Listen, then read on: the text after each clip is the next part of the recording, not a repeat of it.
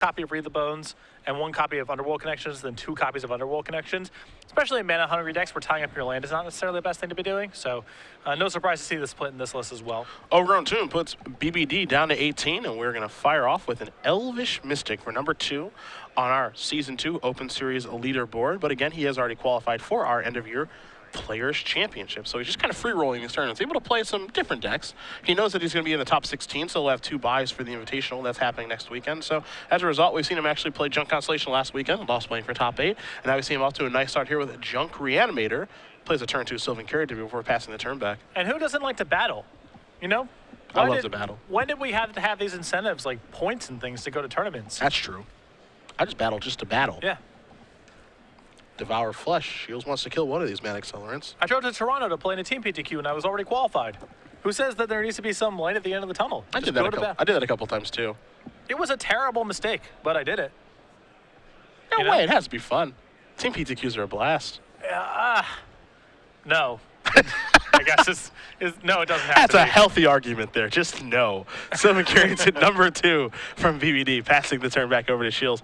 Brian having some, I guess I would call mana issues. I mean, he's playing lands theoretically. He just has to cast them. And now here's a Lifebane Zombie main deck from David Shiels. You see, because he's Salvage, Elspeth, another Caryatid, and Obsidian. Brian known for playing in a Banishing Light.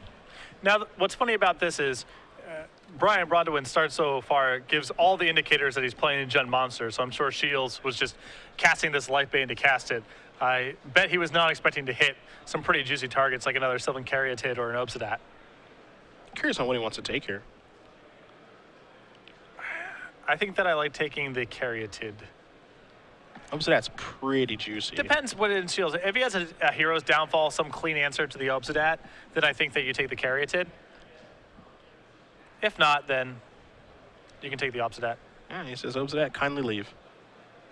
It's also, I guess it doesn't, solidify Brian into casting Banishing Light. He could just cast the Caryatid and pass the turn back. He could also salvage for a land and play Caryatid, and that's what it looks like he's going to do. You see a bunch of lands are going to turn over. How about 4 another Grizzly Salvage? Brian will get 1 of these. Pretty juicy here. I mean, now he goes up to 5 mana, and then next turn with a land, it could be Elspeth and play that fast. Mm-hmm. Down to 17. Follow this up. These 2 players actually did test together for the last Pro Tour, or excuse me, 2 Pro Tours ago. So they're very familiar with each other. Seems like they're pretty good friends as they do battle here. So it looks like Shield does not have the 4th land here for its Desecration Demon. Or rather, an untapped 4th land. Temple of Silence, take a look. Top card, we'll see where it goes. Shields does have a Pack Rat in his hand, so he does have something to play this turn. Now, if he knows what the Junk Reanimator list is up to, there's an especial priority to get rid of the Obsidian. Maybe some other threats you don't really care that much about, but Obsidian synergizes so well with Whip of Erebos that maybe that's a special case where you just don't want that card to end up in Brian's graveyard at all costs. One thing about Shields, you see the Hero's Downfall in his hand as well. Very methodical player. Yeah. Doesn't ever do anything too quickly,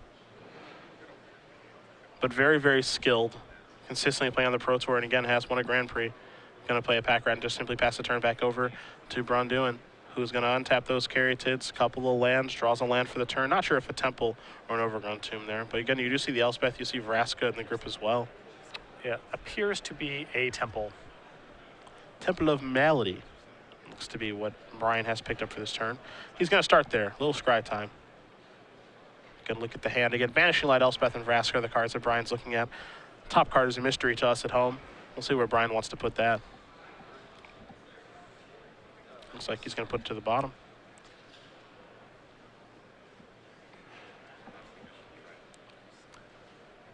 I mean, Brian's got a lot of power in his hand, certainly, but it's not clear he can quite start deploying these Planeswalkers. I mean, the Lifebane Zombie is a special case of, in terms of being able to tax those Planeswalkers.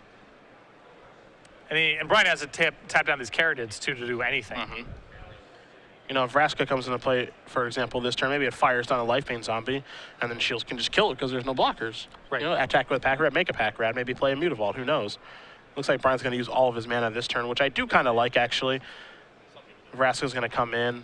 It's going to take down. He's actually going to shoot down a Pack Rat. I'm much more concerned with that card. I suppose he does have the answer to Lifebane Zombie with the Banishing Light. Yeah. Not an ideal trade here, but Brian's just trying to keep the board and his life total as stable as possible and set the stage for Elspeth or something else to win the game from there. Blood Baron of a scope of the draw here for Shiels. Again, 3 copies of that card.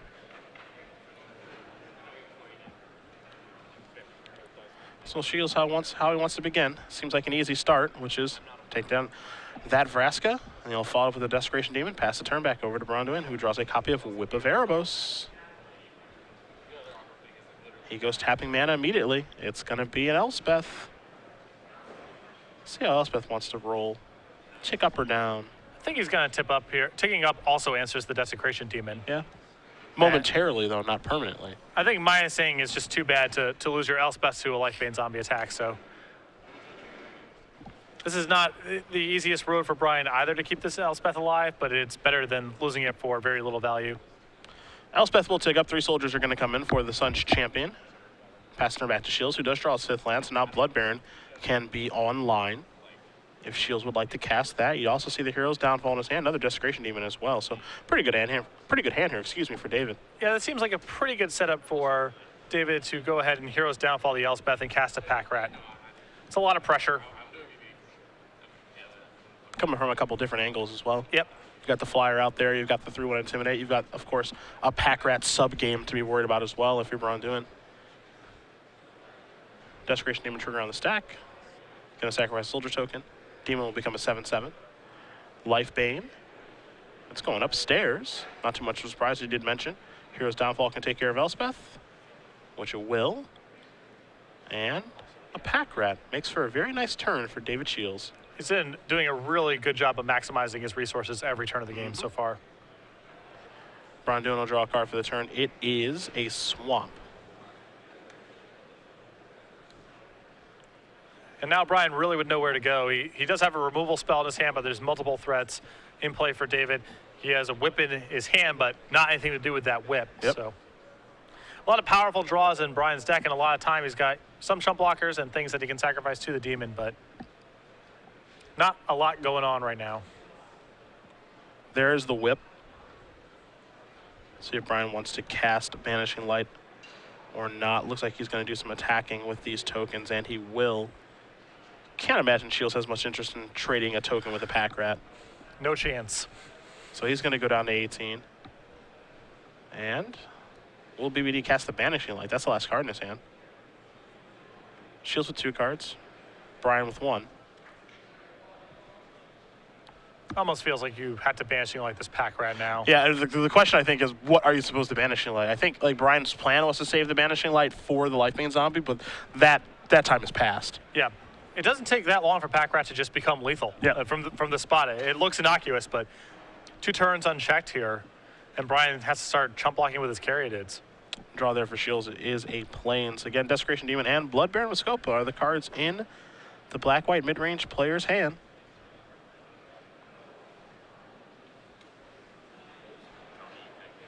And David does have to worry about Elspeth coming off the top and then him having too many big creatures in play, so how he paces his threats is a concern here, but he's definitely firmly in command. Demon Trigger's going to go on the stack. Soldier Token and sacrifice. In comes Lifebane Zombie yet again. Let's see what the follow play is going to be. It seems like maybe Demon is better at this point. It's kind of interesting, actually. I mean, both kind of get dismantled by Elspeth coming off the top of the deck and then minusing. So I think that's, probably your primary concern if you're Shiels at this point. I kind of think that you want the Flyer more than the protection from white and black creatures just because Caryatid can just block so many times. It's close. The problem is that, with 2 Desecration Demons in play, if Brian draws Elspeth, he can keep the demons in play by plussing, which makes it a little bit more. That's true. The Blood Baron requires a minus, which then just allows the Lifebane Zombie to take care of it clean. But this is the most pressure, and Brian needs to draw a Elspeth real fast in this world too. So, and for Brian, there are only 2 Elspeths in his starting 16. He's already drawn 1 of them. Yeah. Now we don't know if Shiels knows that, of course. Let's see what Brian's casting here. Taps 3 mana pretty quickly. This is another copy of Banished Light to take down a Desecration Demon. You see him take down the smaller one instead of the big one. Looks like we're gonna have a whip activation. Elvish Mystic feeling frisky. Boom. And for one, and one with the Soldier, Brauin-Duin will gain a little bit of life back. He'll go up to 12 before passing the turn back over to Shiels. Shiels will take a draw. What would be the reason there for Brian to take out the smaller demon? That was my question too, actually. I'm not entirely sure, as opposed to the big one. I don't think there's anything in his list. Yeah, I'm looking through it right now. I'm not entirely sure why that would be the appropriate line. I mean, I'm sure he has a reason. Yeah. But I can't find it right now on what it would be. Sacrificing, of course, the Soldier token is locked down the Desecration Demon, making it into a 9/9. Lifebane Zombie is going to come in, and now Obsidian will as well. Brian losing to one of his favorite cards now. A little drain in brain, as BBD would say. Unfortunately, it's happening to him. As he will untap, he will take a draw, sitting at 7 life. Obsidian threatening to come back into play next turn. Picks up a copy of Elvish Mystic. That's not going to help him very much. The old Whip of Erebos 0 and 1 power creature deck. Ever heard of it? A bunch of mana acceleration and nothing to accelerate into. Shields going to trigger the Obsidian. Brauin-Duin going to go down to 5. Shields going to go up to his starting life total of 20. Take a draw here, a copy of Hero's Downfall. You can see the power level of these black decks. It is very high. There's no end of good threats and reactive cards that you can play. Yep. Mixing and matching them the right way for the metagame is a challenge, but you're definitely at no shortage of good cards, that's for sure. Obsidian going to get blocked there by the Elvish Mystic. Brauin-Duin's going to go down to 2. I think it's rather likely we'll see Obsidian go hiding here. And the interesting thing here for Shields is if he casts another spell or not, because I don't think that he needs to. It seems unlikely from this vantage point. And he is just going to hide Obsidian. He's going to hold onto his Lifebane Zombie as Blood Baron. Not even showing Blood Baron. Brauin-Duin will draw a Temple Garden, and he'll pick up the rest of his permanents. David Shields going to win game number 1 here over Brian Brauin-Duin. Black-white mid-range up a game over Junk Reanimator. As we head over to the sideboards, I've got BBD in front of me. I'll see 2 copies of Golgari Charm and Obsidian Ghost Council, 3 copies of Blood Baron Viscopa, 2 Sin Collector, 2 Pool of Chronos World Eater, 2 Ultimate Price, 3 copies of Bile Blight. We saw actually Bile Blight in the sideboard of Brian's Junk Constellation deck last weekend.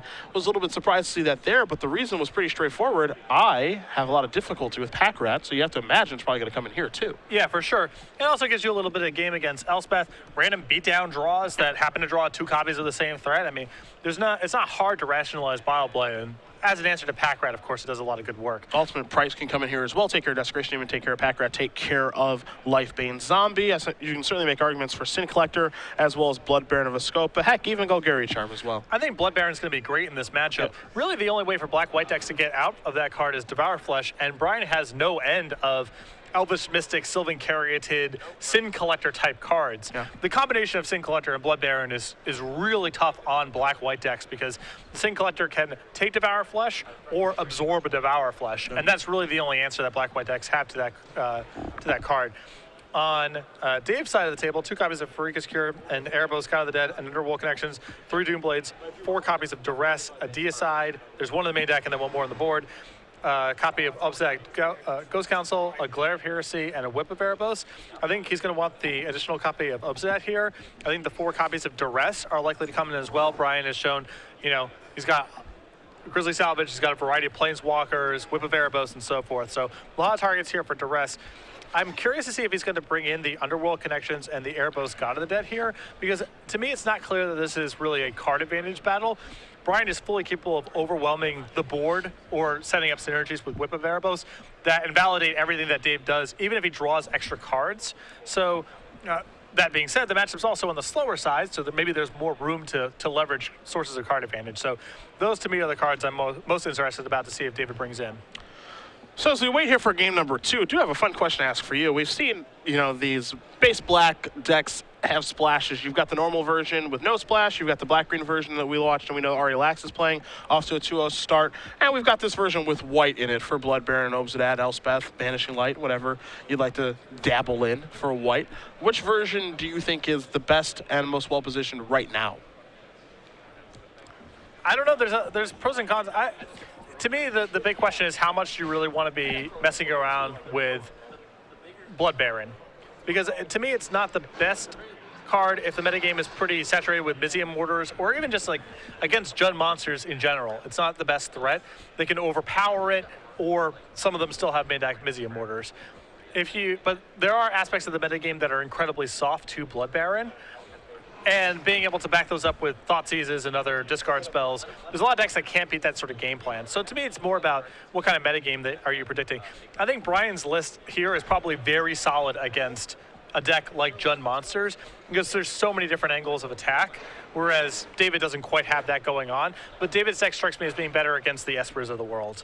And the one thing, too, is, just by talking to a few people here this weekend and kind of taking a look around, there's a lot of Jund Monsters in the room. Yeah. Which isn't too surprising. It's performed very well and very consistently on the Open Series, and the most consistent Swiss performer, in my mind, Chris Van Meter, has been playing it to a lot of success for a couple of months now. Yeah, you have to imagine it's pretty hard not to want to play. When you see CVM just destroying these tournaments every single week with Jund Monsters. Also, there's a lot of people that just don't want to sit on their heels and play 45-minute rounds with Esper and Blue-White Control the entire tournament too.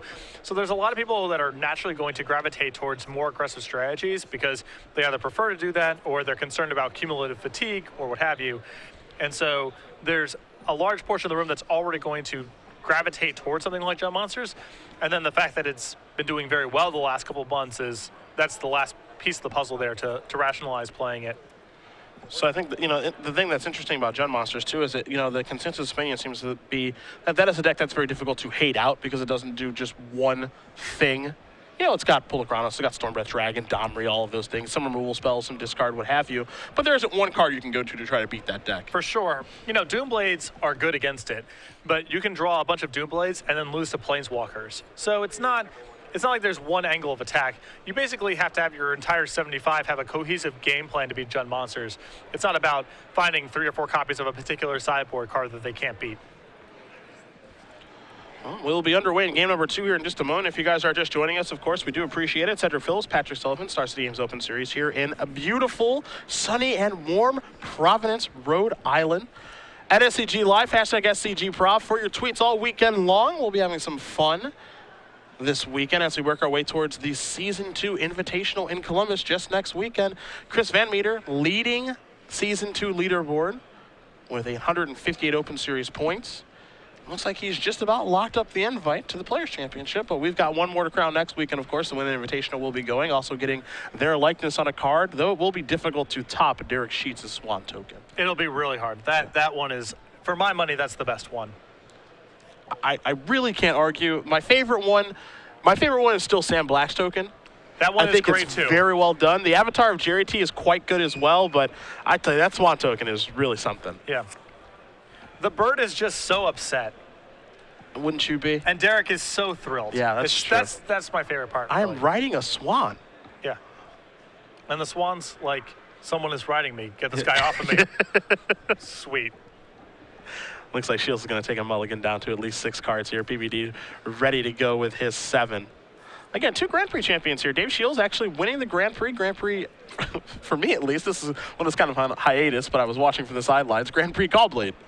Yeah. That was the, to be fair, that's probably Grand Prix Jace, as there were 32 copies of Jace the Mind Sculpt in the top 8. There were 4 Rug Delver, there's 4 Rug, like, mid-range decks. I don't remember exactly. The Lotus Cobra Rug deck. Yeah. And then 4 of this deck, 4 of Callblade in the top 8. And a real shockaroo that Callblade ended up winning the tournament. Not really, but, that Rug deck was really good. That was solidly deck, like, 1B. Or like deck 2, but Callblade was just deck 1. Yeah, the Open that I played, I didn't even the one that I won in New Jersey during that span of time. I had not seen the Rug deck really before. I was familiar with Callblade, but I wasn't really following Magic that much at the time. And I played against the Rug decks, and my reaction was, why would this be good? What's going on here that's sweet? Whereas Callblade, you can tell right away there's something super busted going on there. It's not much of a surprise, Callblade. Little too good. I mean, Lotus Cobra's that's a really good card. Super powerful, super fun. I get the charm, but... And, being able to play a Jace ahead of schedule and being able to cast Titans ahead of schedule, that's good stuff. Yeah, sure. So is Stoneforge Mystic. Yeah, it's not as good as the other things you could be doing. Yeah. And that Grand Prix was certainly something. I think that's the Grand Prix really where, the Wizards decided, okay, enough is enough. No, I mean, they wrote the article. I think Tom O'Pilly wrote an article there that was just more of, we're aware there's a problem, but we're going to take a wait-and-see approach. And then Batter Skull got printed shortly thereafter. So we're going to wait and see and watch Batter Skull destroy everyone. Yeah. Both players going to start off here in the Temple of Silence to begin game number 2. don't worry, guys. Help is coming. The 2 best cards in the set are Dismember and Batter Skull. Yeah. You've got to be kidding me. You have got to be kidding me. No, this will solve all the problems. Okay, sure. What's that little artifact creature that gets rid of its tokens on cards in New Phyrexia? Is that like Hex Parasite? Yeah, they're like, we got Hex Parasite coming and we got 1 mana Despise. Yep. Don't worry. We're going to be ushering in a new era where they add Batter Skull and Dismember to the deck and never lose again. Thoughtseize is going to take a look at 3 copies of Grizzly Salvages, Satyr Wayfinder, and a Temple of Malady. This is a hand that's set up to grind. Yeah, this is, Brian, my Grizzly Salvages need to turn into something nice here, pretty much. Brian trying to relive the old days when he was destroying everyone with Junk Reanimator. It's not the same anymore. Unburial Rites is on a whole different level of power for these kind of decks. We can't forget about Lingering Souls either. Yeah. He's been reduced to playing Obsidat's Aid instead of Unburial Rites. Not quite the same thing. They're a little different. Sin Collector comes rolling off the top here for Brian. Oof. Timely. Sin Collector is just so good. And it's so good when you're supplementing it with Blood Baron too. I think you have to cast it on this turn too because you don't want to get life being zombied. Yep. So Sin Collector comes rolling off. Shields going to expose his hand. You got a Hero's Downfall. That's what that's going to take. And then, of course, 2 Desecration Demons and an Obsidat. So Brian's got to be a little bit scared because there are some real cards coming, assuming Shields draws a land. Well, these are the kind of draws I feel like Brian's equipped to beat with his Grizzly Salvages. He can find one big threat and win on his own, or try to fill up his graveyard and win the game that way. Brian does play the Temple really quickly and then passes the turn back. There's definitely some threatening stuff going on in David's hand, but it feels like this is the type of game Brian's set up to win. Well, one good top deck deserves another. Sin Collector for Brian and Underworld Connections here for Shields. Looks like Brian picked up a copy of Elvish Mystic for the turn. He's going to start by attacking for 2. Shields going to go down to 16. Satyr Wayfinder's going to join the party. Take a look at a couple of cards. Obsidat's Aid, Courser of Crewfix, a Temple of Silence, another copy of Obsidat's Aid. Those spells are going to go to the graveyard. That Temple of Silence will go to the grip. Will we follow this up with an Elvish Mystic? We're going to do a Grizzly Salvage first. See if we can find an untapped green source.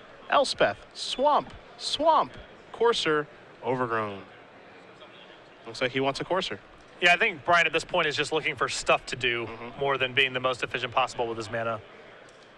Temple of Silence. Take a look at the top card. Top card goes to the bottom for BBD. Salvage placed in the graveyard. Courser will go to the grip. He'll kick it back over to Shields. Shields will untap those 3 lands. He'll take a draw. See if he can find a 4th one. He does not.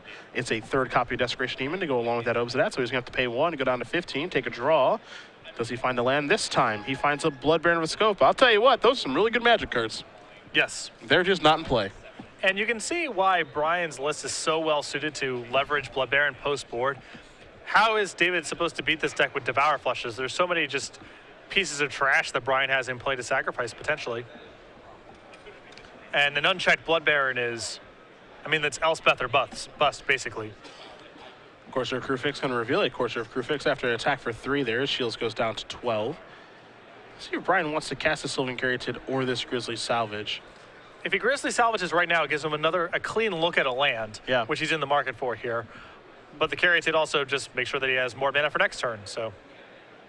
He might just go with Elvish Mystic as well, just to add more pressure to the board. Because, if he adds this, now we're looking at a 2-turn clock. Yeah. And there's generally an incentive to attack David's life total when he has Underworld Connections going as well. Shields picks up a copy of Thoughtseize. He's going to pay 1, go down to 11, see what he can find here. There's a Swamp. It might be too little too late now.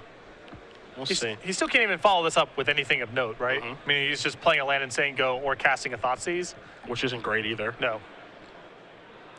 Again, the hand of 3 Desecration Demons, a Blood Baron of a Scope, and Obsidat. Shields is going to play that land. Does not have a card like Hero's Downfall in his hand, however. And even still, 1-for-1 removal is not getting David out of this spot. And his Desecration Demons in hand have very little value as well. So just big trouble here for David. You see consulting his hand, taking a look at the board state as well. Another Courser coming, which doesn't have a huge effect on the game, but it's better than nothing if you're Brauin-Duin. And yeah, Shields, you see he's kind of resigned with the way he passed the turn. But I guess. I can't really do anything. Your board's not great, but it's good enough. Yep. anything can kill me from this point. So. Pretty much. See the top card is a Temple of Malady. Brauin-Duin looks like he's going to play Courser, and he does. Wants to be able to get a little more extra life gain, so he's going to go up to 20 after the 2 triggers. Top card is a Godless Shrine. You have to imagine that's going to go to the bottom, and it will. So now we get to see a new card, and that, aha! Woohoo! A Sylvan Primordial. Hello. Someone's escalating the conflict. Follow this up with another copy of Sylvan Caryatid. We're going to get into the red zone here for 6. Shiels is going to go down to 5, presumably. And we're casting that bad boy next turn. I don't know if there's going to be a next turn. Oh, we got a reader. We have a reader due. Well, I guess we'll do the same. We'll take a look at Sylvan Primordial here so you guys can see the banned commander card. That's right. Banned. Well, that card's text box is a little bit different in multiplayer. Banned. Gone. It's like way too good multiplayer. I believe that yeah. Shield's going to draw a card here, go down to 4. Although, it's a copy of Erebos. He'll pick up his permanence. There's so many, I mean, now, granted, I'm no expert on the commander metagame to the extent that it exists, so now take this all with a grain of salt, but it seems like there's probably a lot of really good 7 and 8 mana creatures you can kind of win the game with in multiplayer setups, and the offenders to me seem like Soul Ring, for example. Well, yeah, that card's really good. I don't know, I'm just throwing it out there. I'm throwing it out there. I'm not one to really, peruse around the old commander table either, but I have read enough horror stories and articles about Sylvan Primordial being way too good. You cannot play with Sylvan Primordial. It is just too good resource-wise. You may play with Soul Ring. And Mana Crypt is still legal too, that's a thing? I'm not sure if that's true. And I also think that commander kind of varies on, I think that in some commander areas Soul Ring is legal and some they aren't. Okay. I believe that's the case. There's the official list, right? I mean, in theory, there's a ban list that's maintained by their equivalent of the DCI. The Duelist Convocation International. Yeah. Sounding the conch and meeting up at some tower somewhere to discuss whether or not, this thing is banned. I just remember reading, of course, we publish, 4 EDH articles a week. And so I've read a lot of articles that are just like, I can't take it anymore. Every time someone casts, I can't deal with it. Oh, I get it. It's too good. I'm not saying that Sylvan Primordial isn't too good in Commander. I think there just may be some systemic issues with the format that cause cards like this to regularly become too good. That would be I could see that. That would be my vote. I could see that. Okay. But again, take it with a grain of salt. Not a Commander expert. All right. I can go with you on that one. I'd be happy to hear an articulation of the other side of this. Sheldon, if you're home. Sheldon Menery, the godfather of Commander. Yep. I'd love his opinion. I would. It kind of sucks that I just don't have time to play that format because it actually looks like a lot of fun. And I know the people who play it and like it, they just love it. Yeah, I was in the process of building a Zozu the Punisher deck, but then I heard that everyone starts at 40 life, and so I just stopped. I thought people started at 20. I was like, of course you don't start at 20. That's just a hill you have to overcome. That's all. You can. I believe you could deal 40. I don't have 3 hours to sit around and play a game, man. I just don't have. I don't have it in me. I think the idea of one-on-one commander, there's something about that I find charming. I think that I could enjoy that. But yeah, no, I think that would be fun. Multiplayer games are not that fun for me, and not because it's multiplayer, but just because of the time that generally goes into playing a game like that. It's no small endeavor. I like the politics of multiplayer. I can't stand it. That's my favorite. I have a history. I was playing Magic in the mid-90s back where we played all sorts of multiplayer games, and we were often playing at Eugene Harvey's house, and so me and Eugene and a couple of our friends were very serious about Magic, and his younger brother played casually with us, and often it was just about who could best manipulate Eugene's younger brother to do their bidding. So you're basically playing 2-on however much, and Eugene had an edge there because Eugene was his older brother. So I see. That was my experience. I see. That's a good edge to have. So usually when the multiplayer games got broken out, I just went and played NBA Jam. But I occasionally tapped in and played a bit. What a great game that is. Yeah. A tier 1 video game. Right. I would like to actually see NBA Jam now, just to see how out of date it is. I think you'd be surprised. There's a lot of games that have not aged gracefully. It's probably still fun, but I remember thinking at the time, like, this is insane. Nothing could ever be cooler than this. And I've had that experience with a lot of different products that I grew up with, where I play it now, and it's just, this is the corniest looking thing I've ever seen in my entire life. Yeah. I'm sure there's video games now, or a variety of different products, where 20 years from now we're going to say, wow, that looks corny. GoldenEye. Or what's the all trapezoid game, Star Fox or whatever? that one is not aged gracefully. The all trapezoids all the time. Yeah, Yes. just trapezoids. Well, you know what they say, old is gold, as it were. Yep. Game 3 underway here. And in just a moment between these two Grand Prix champions, David Shiels and Brauin-Duin. Again, both of them off to a 2-0 start.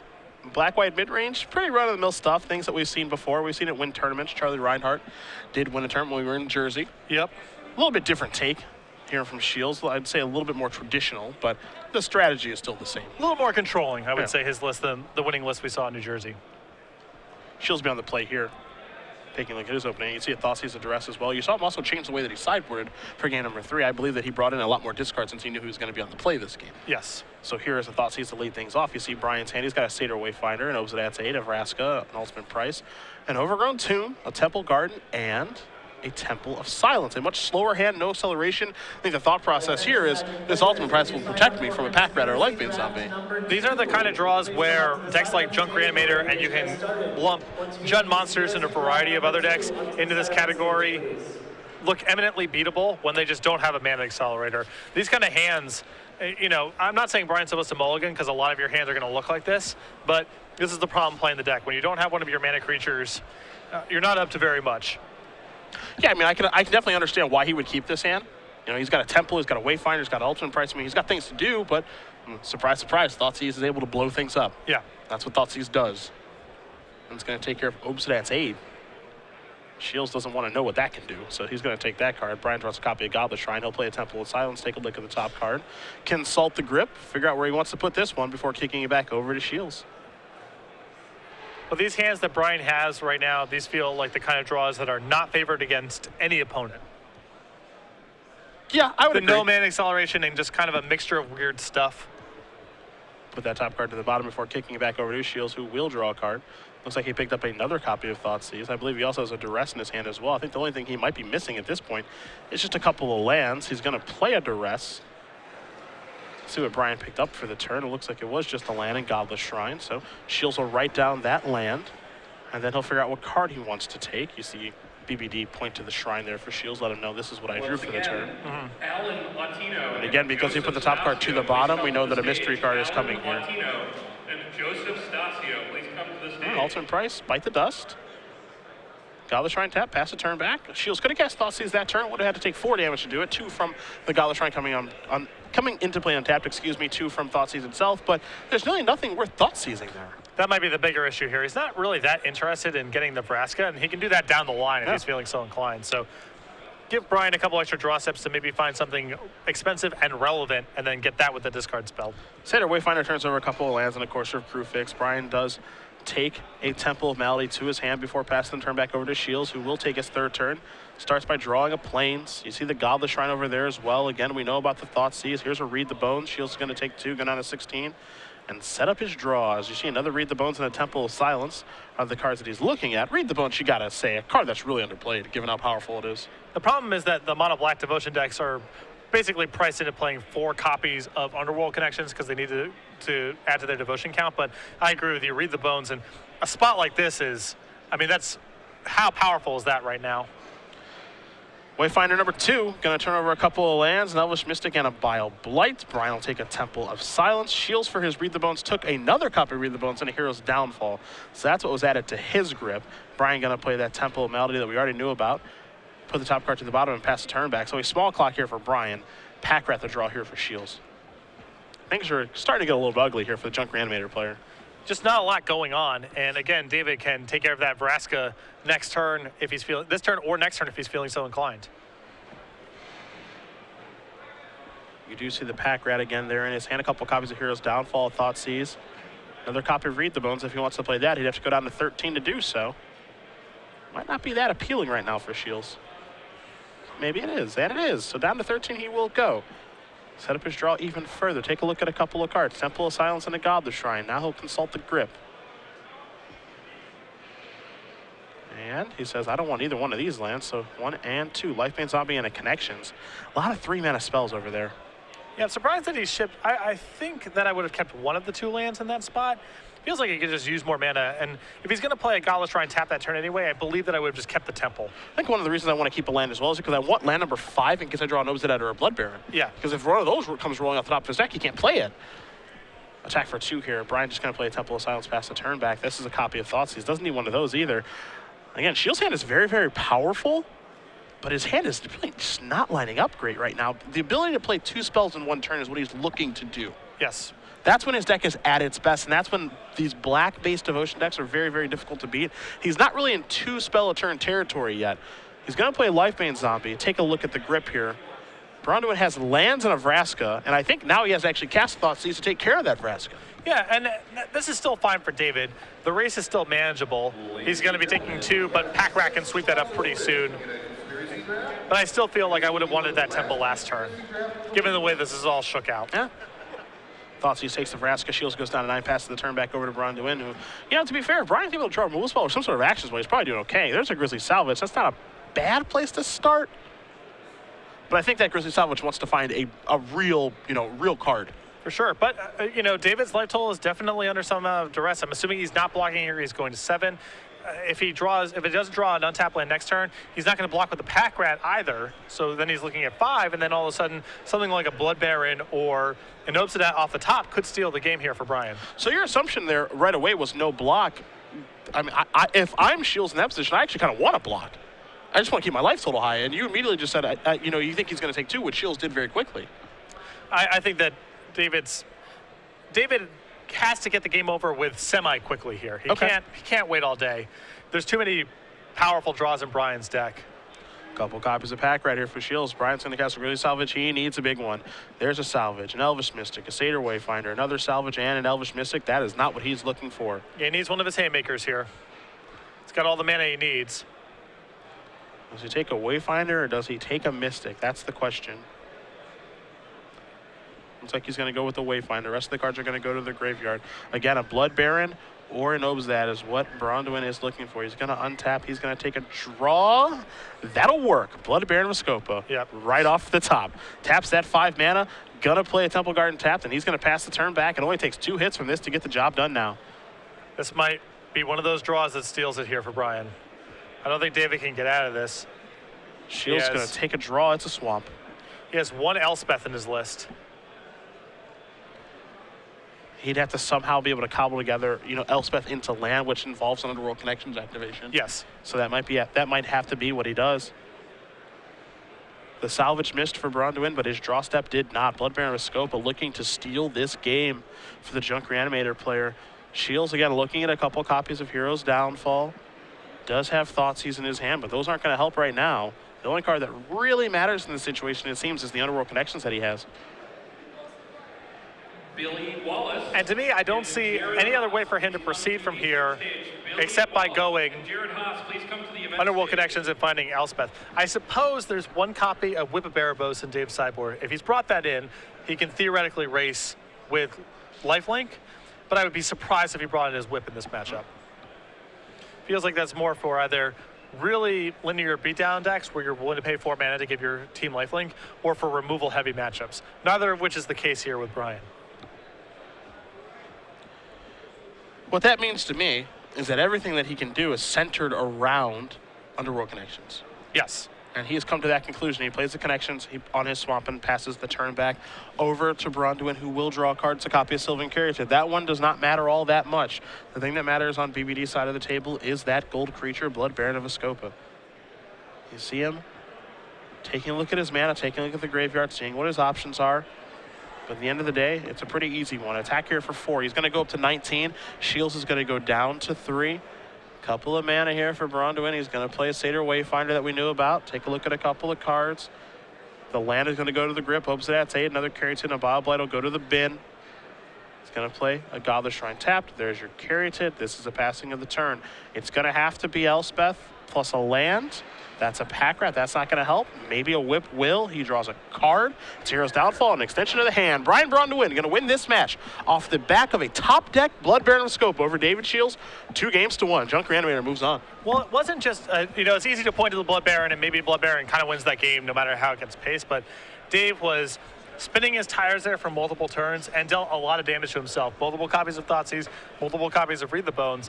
He had 2 Pack-Rats and playing a Lifebane Zombie. It's not like he didn't have the tools to raise, but by the time Blood Baron came down, David was at 7 from mostly self-inflicted damage and some Wayfinder hits. BBD, 3-0. Shiels moves down to 2-1. Junk Reanimator, an interesting deck, all things being told. Again, not a deck that you see a lot of on the Open Series or truthfully in Standard.